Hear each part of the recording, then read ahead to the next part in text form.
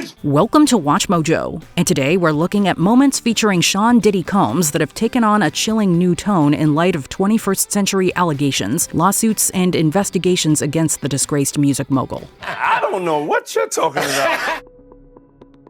Diddy's last words. Talk about a shocking choice of words. When Sean Diddy Combs appeared on Martha and Snoop's potluck dinner, the rapper was playfully asked what he wanted his final words to be. His response? Are you ready for this? When I die, I want my last words to be, I did it. Everyone laughed at the time, assuming it was just Diddy playing up his bad boy persona. But in the context of the explosive allegations in the 2020s, the statement feels jarringly ominous. With the soundbite resurfacing, many now say it sounds more like a confession than a harmless quip. Sometimes, the most unsettling things are said when the cameras are rolling. We all want to know that, Mark. Khloé Kardashian's Diddy party revelation. In an episode of Keeping Up with the Kardashians, Khloé Kardashian chatted about attending one of Diddy's infamous parties alongside a crowd of other high-profile celebrities. So who was with you this weekend?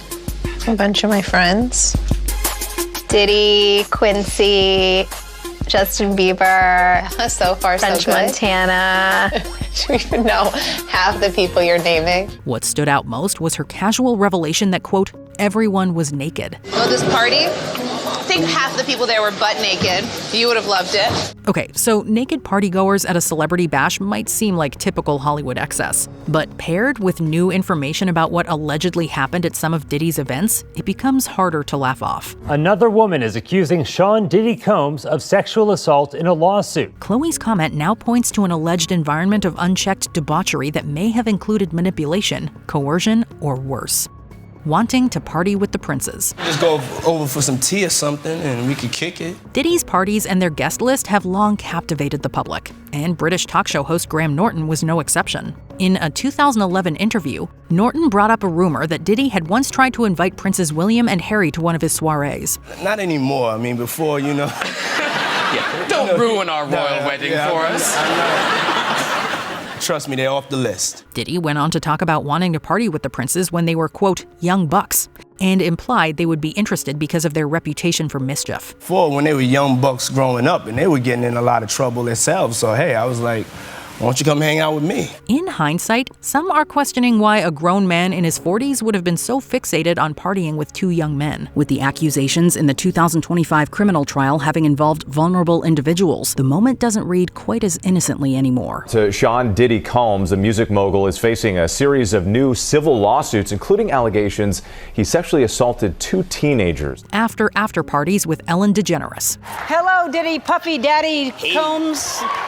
Hey! Love. Looking at past interactions between Sean Diddy Combs and Ellen DeGeneres is quite eye-opening. Combs made multiple appearances on Ellen's show, where his infamous parties were a frequent topic of lighthearted banter. At one point, Ellen even extended an invitation for him to attend one of her own. Are you going to be early for my party? Yes, I am. No.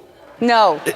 You know I have to arrive fashionably late. However, during a particular appearance, Diddy brought up his legendary after parties. Ellen's response? That would be a curious... No, I know about them. Of course, these parties ultimately became a focal point in allegations against the rapper, and the clip is now scrutinized not for what was said, but for what wasn't. And then, you know, we have the top two floors. The Cheesecake Walk. I want me a piece of cheesecake. Making the Band was a reality TV series that followed Sean Diddy Combs as he searched for and developed the next big music group. But on an episode of Making the Band 2, Diddy ordered aspiring singers to walk from Midtown Manhattan to Brooklyn just to fetch a slice of cheesecake. I gotta get up every day and do a bunch of that I don't wanna do. I gotta bite my tongue and I gotta do it with a smile on my face. But I do want some cheesecake. While reality TV often blurs the line between entertainment and exploitation, Diddy's humiliating demand was so excessive it sparked backlash, even back then. Today, the 12-mile round trip is viewed as a disturbing display of power and psychological manipulation. The moment has become symbolic of how Diddy allegedly pushes people to uncomfortable extremes. And you looking at me in my face telling me you ain't gonna do something. I can see if I told you to go rob a bank. You know what I'm saying? Commenting on Wendy Williams' teenage son. Got a lot to talk about. To say Wendy Williams and Diddy have had a rocky history would be an understatement. Still, they managed to set aside their differences for various interviews over the years. You are exhausting me. Let me tell you something.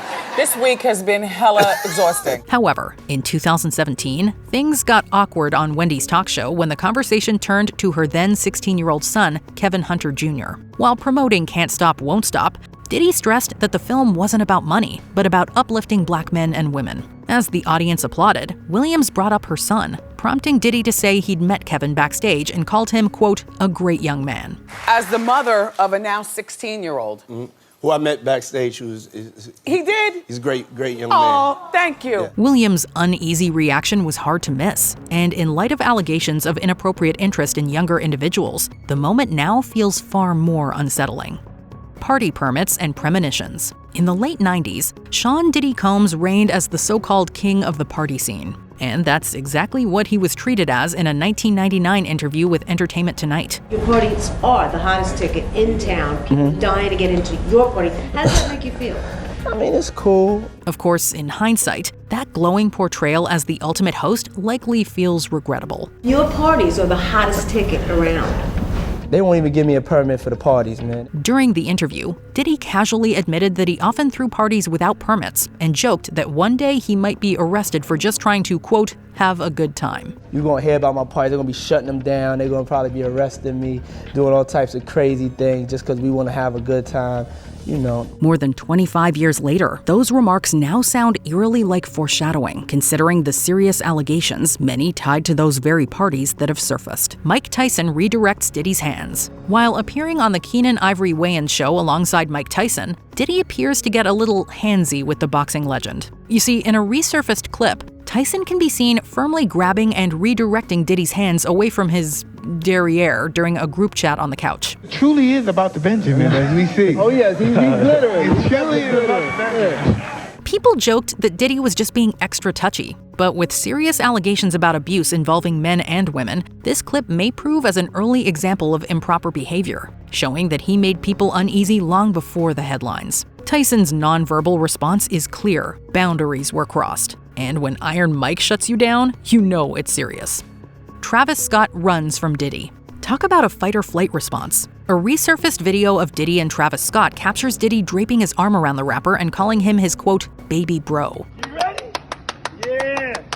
Hey, yo, everybody, my baby bro, we here. The mood quickly shifts as Travis looks visibly uncomfortable, dodges eye contact, shushes Diddy, and abruptly bolts off, yelling as he flees. Hey, they better tune in. They better tune in.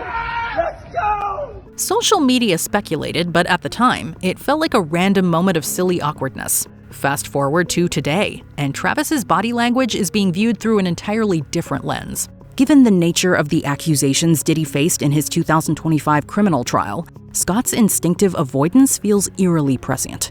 Tune in. Let's go! Locks on the doors. You're legendary for the parties that you throw. You throw a great party. I'm a legend, baby, for a whole bunch of things. Conan O'Brien has interviewed his share of celebrities who later made headlines for all the wrong reasons. Take convicted actor Danny Masterson, for example. I've heard about you. And you'll be caught soon. I know you will. Back in 2002, Sean Diddy Combs joined Conan for what seemed like a lighthearted chat. When asked about the secret to hosting a legendary Puffy party, Diddy rattled off the usual suspects like beautiful women and booze, but then added, quote, locks on the doors. You need locks on the doors? Okay, this is sounding kind of dangerous now. At the time, it came off as a cheeky quip. But in light of the accusations that Diddy faced in 2025, which were centered around his infamous parties, that comment and the entire exchange feels a lot more disturbing. Everybody gets a little bit more comfortable and loose. Builds up a nice little sweat. That just sounds disgusting. What are you doing? Depends on the way you look at it. Conan's trademark curiosity may be something he now wishes he'd steered elsewhere. Speaking of Diddy's bashes, Diddy parties. Over the years, numerous celebrities have praised Diddy parties, from LeBron James to Ben Stiller in the Bad Boys for Life music video. Listen, if you're having one of your crazy house party things, shout me a holla down.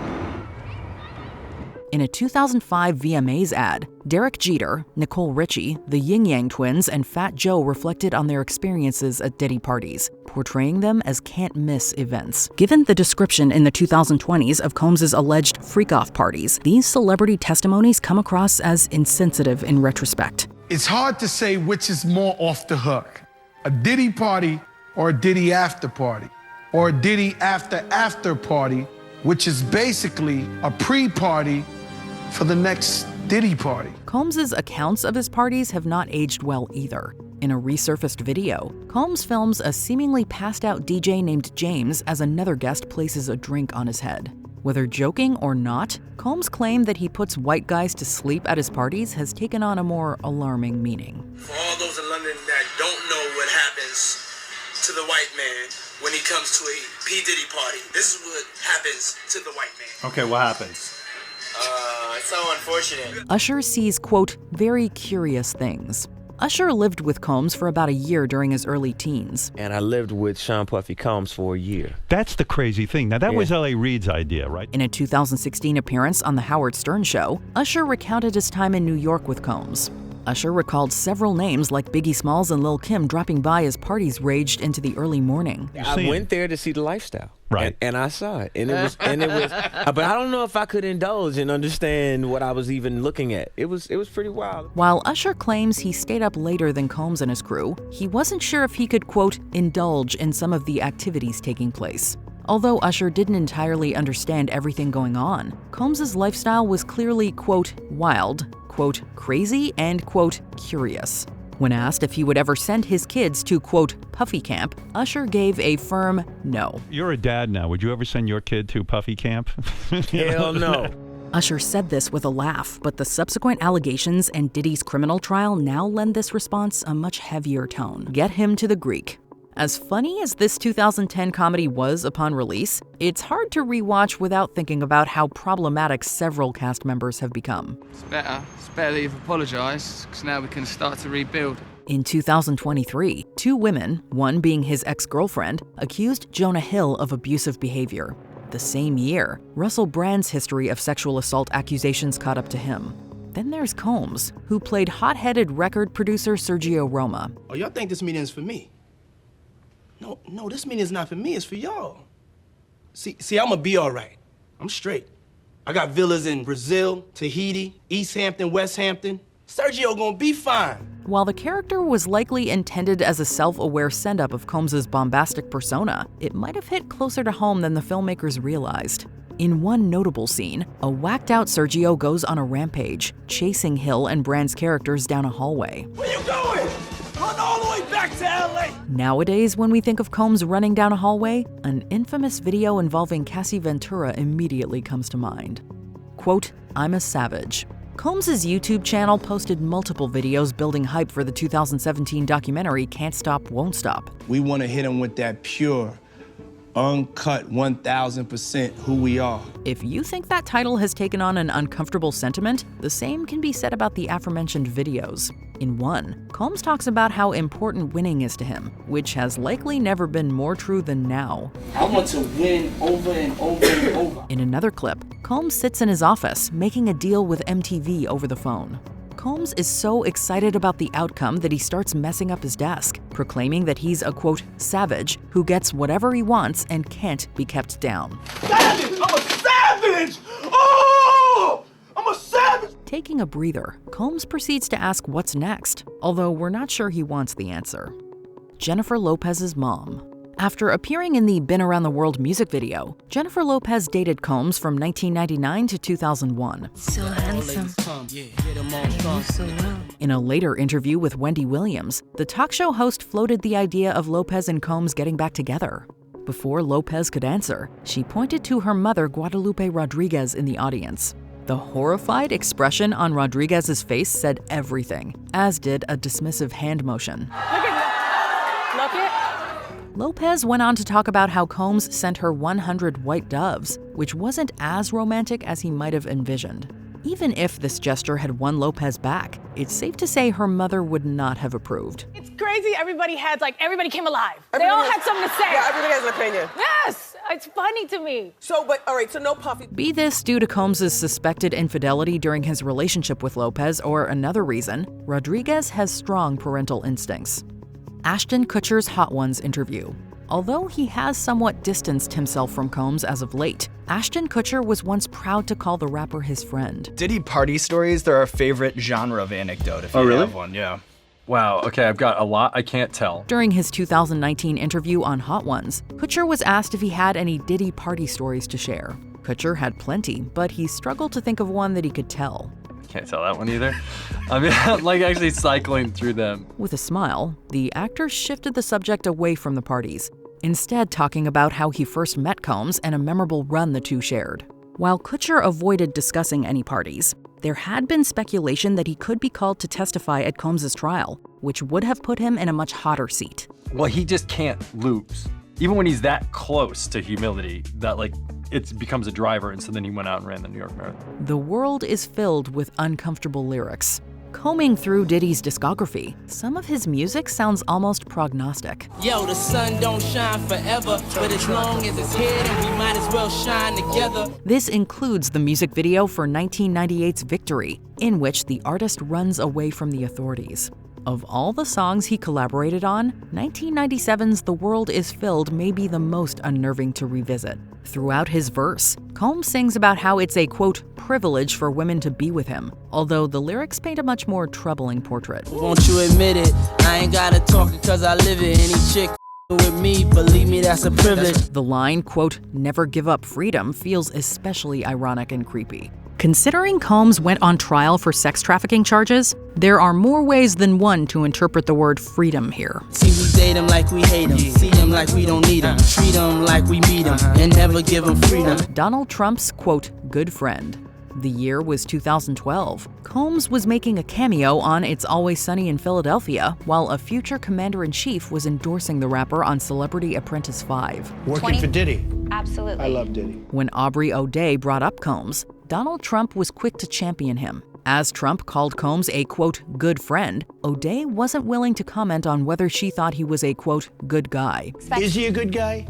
I don't want to answer that question. Oh, wow, I think he's a good guy. I'm going to stick up for him. Our perceptions of Trump and Combs have drastically changed since this episode aired. Combs has reciprocated Trump's friendship in the past, although in an interview with Jimmy Kimmel, the singer said he wouldn't want to run for president like him. I don't know if I could be responsible for the whole country. Kimmel thought Combs would be a better leader than Trump, but the host just might be reconsidering that statement.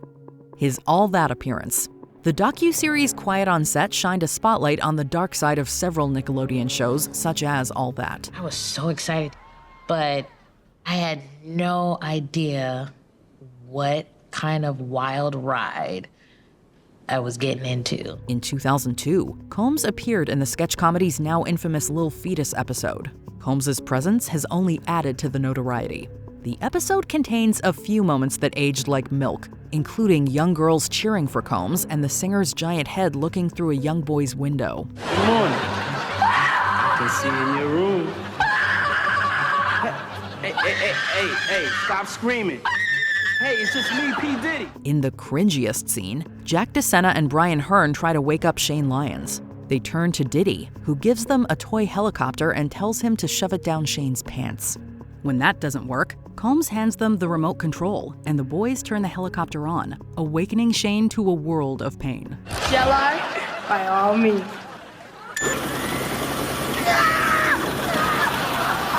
You know, for kids. Before we continue, be sure to subscribe to our channel and ring the bell to get notified about our latest videos. You have the option to be notified for occasional videos or all of them. If you're on your phone, make sure you go into your settings and switch on notifications. Justin Bieber's 48 Hours with Diddy. In 2009, a video was posted to Justin Bieber's YouTube page featuring the teenage singer and Diddy. As soon as you turn 16, you know what I'm saying? I'm gonna let you rock this every time you come in. Yeah. Addressing the camera, Combs said Bieber would be hanging out with him for 48 hours. Combs wouldn't divulge exactly what they would be up to, but he presented it as a dream come true for a boy of Bieber's age. It seemed innocent, even cool at the time. I don't have legal guardianship of him, but for the next 48 hours, he's with me. So, and we gonna go full crazy. 15 years later, though, we can't help but read more into the awkward word choice. For the record, Combs says, quote, buck full crazy, but it sounds like something else. The two reunited in another video where Combs mentions they haven't seen each other in a while. This prompts Bieber to give him a fake number. Okay. My number? Yeah. I'm gonna tell you my number. Yeah. It's 555. Yes.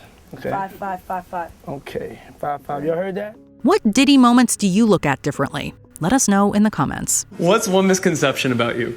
There are no misconceptions about me.